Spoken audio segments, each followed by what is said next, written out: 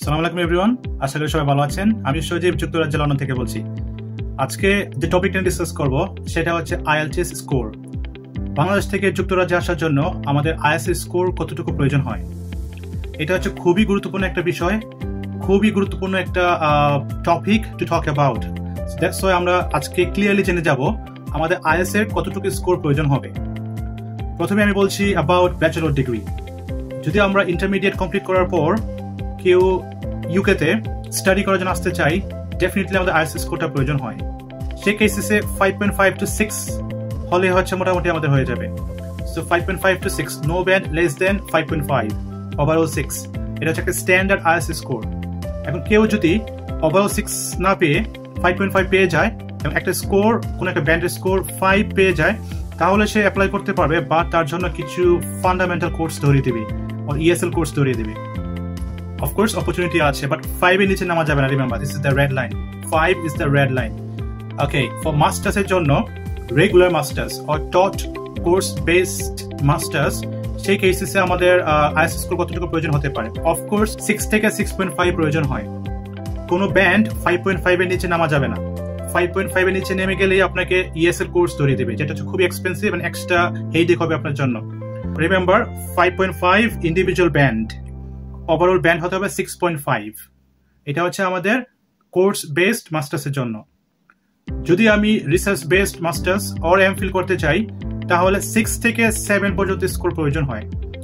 In a sense, like কোনো university আপনাকে 6.5 দিয়ে অ্যাকসেপ্ট করে নেবে, কোনো ইউনিভার্সিটি 7 ডিমান্ড করে, specially for research based masters and MPhil degrees.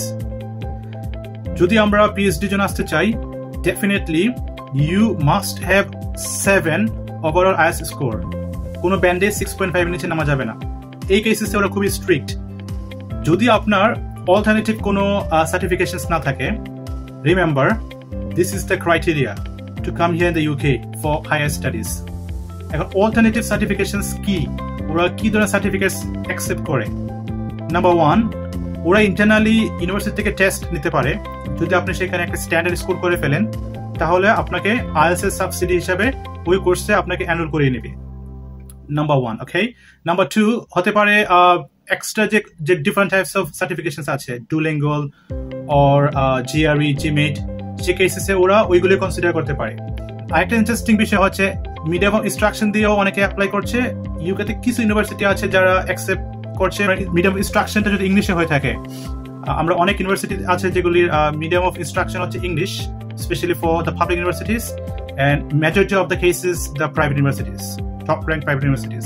যদি কেউ আমরা ওইখান থেকে স্টাডি করে থাকি এনি সাবজেক্ট, তাহলে অনেক সময় ইউকে ইউনিভার্সিটিগুলি কনসিডার করে যে আপনার ইংলিশের proficiency is on the top level, I mean standard level.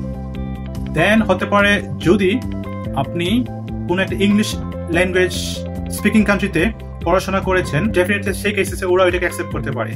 আপনার প্রিভিয়াস স্টাডি যদি কোনো একটা English speaking country like USA, UK, Canada, Australia, New Zealand হয়ে থাকে, তাহলে অফকোর্স ওরা হচ্ছে ওইটাকে কনসিডারেশন নিয়ে আপনাকে ইংলিশ ল্যাঙ্গুয়েজটাকে এক্সাম্পট করে দেবে।